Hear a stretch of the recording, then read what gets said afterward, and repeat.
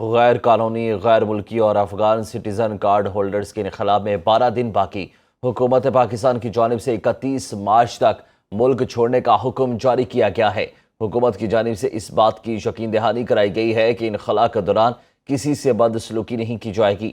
واپس جانے والوں کے لیے خوراک اور صحت کی سہولیات کے انتظامات مکمل کر لیے گئے ہیں۔ مقررہ تاریخ گزر جانے کے بعد متعلقہ افراد کے خلاف سخت قانونی کارروائی عمل میں لائی جائے گی۔ پاک افغان تورخم بارڈر پر تجارتی سرگرمیاں 25 دن بعد بحال۔ تورخم بارڈر پر فلیگ میٹنگ میں تجارت بحالی کا فیصلہ ہوا۔ 25 دن بندش کے بعد تجارت اور مریضوں کے لیے سرحد کو کھول دیا گیا۔ سیکیورٹی ذرائع کے مطابق پیدل آمد و رفت 2 دن بعد بحال ہو جائے گی۔ پاک افغان تورخم بارڈر پر تجارتی سرگرمیاں 25 دن بعد بحال۔ تورخم بارڈر پر فلیگ میٹنگ میں تجارت بحالی کا فیصلہ ہوا۔ 25 دن بندش کے بعد تجارت اور مریضوں کے لیے سرحد کو کھول دیا گیا۔ سیکیورٹی ذرائع کے مطابق پیدل آمد و رفت 2 دن بعد بحال ہو جائے گی۔ خیبر پختونخوا کے تعلیمی اداروں میں زیر تعلیم افغان طلباء کا ڈیٹا اکٹھا کرنا شروع کر دیا گیا۔ افغان طلباء کی تفصیلات معلوم کرنے کے لیے خصوصی فارم جاری کر دیے گئے۔ افغان طلباء کا ڈیٹا افغانستان واپسی کے لیے اکٹھا کیا جا رہا ہے۔ فارم میں ضلع، اسکول اور دیگر بنیادی معلومات درج کرنا لازمی قرار دیا گیا ہے۔ ذرائع کے مطابق خیبر پختونخوا کے نجی اور سرکاری تعلیمی اداروں میں بڑی تعداد میں افغان طلباء زیر تعلیم ہیں۔ سینئر صوبائی وزیر مریم اورنگزیب کی تحریک انصاف پر کڑی تنقید۔ لاہور میں نیوز کانفرنس کے دوران کہا کہ دہشت گردی فوج یا کسی گروہ کے خلاف نہیں، ملک کے خلاف ہوتی ہے۔ دہشت گردی کے خلاف اعلامیے پر صرف ایک جماعت کے دستخط نہیں، جب ملک پر کڑا وقت آیا یہ جماعت ملک کے ساتھ کھڑی نہیں ہوئی۔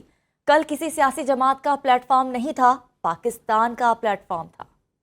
آپ نے دیکھا کہ تمام ملکی سیاسی جماعتیں، تمام سیاسی مخالفین اپنی مخالفت کو بھلا کر پارلیمنٹ میں، جو کہ عوام کی ترجمان پلیٹ فارم ہے، اس کے اوپر موجود تھے۔ تمام عسکری قیادت موجود تھی، تمام لا انفورسمنٹ ایجنسیز موجود تھیں،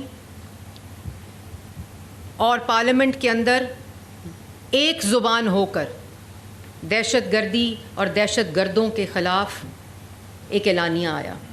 اس اعلانیے کے اوپر صرف ایک جماعت کے دستخط نہیں تھے، اور یہ کوئی نئی بات نہیں ہے، یہ کسی سیاسی جماعت کا پلیٹ فارم نہیں تھا، یہ پاکستان کا پلیٹ فارم تھا، اور پاکستان کو ایک یونینمس آواز کی ضرورت تھی، جس میں انہوں نے جان بوجھ کر انٹینشنلی آپٹ آؤٹ کیا۔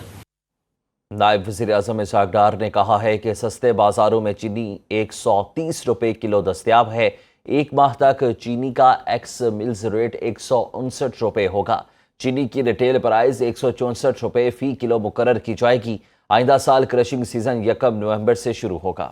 کل دوبارہ یہ قیمت میں سپائک آیا، اور یہ قریباً 178 179 بہت جگہ پہ ہمیں فیڈ بیک ملی، جو کہ آبویسلی ٹالریبل نہیں ہے کسی بھی صورت میں پرائم منسٹر صاحب کے لیے۔ یہ 180 اور پھر 200 کی باتیں ہو رہی ہیں، یہ نہ سننے کو ملے۔ جو ایکس مل کی پرائس ہے وہ 154 to 159 ہوگی، اس کی جو پرائس ایکس مل ہے وہ 159 کیپ ہوگا۔ ریٹیل کی قیمت 164 سے اوپر نہیں ہونی چاہیے۔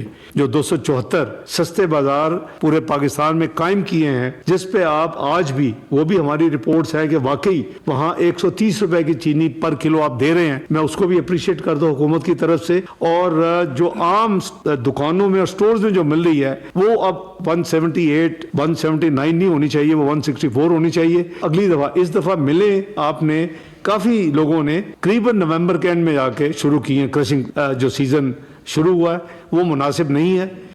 سابق وزیر اعظم نواز شریف کے صاحبزادے حسن نواز برطانیہ میں ٹیکس ڈیفالٹر قرار۔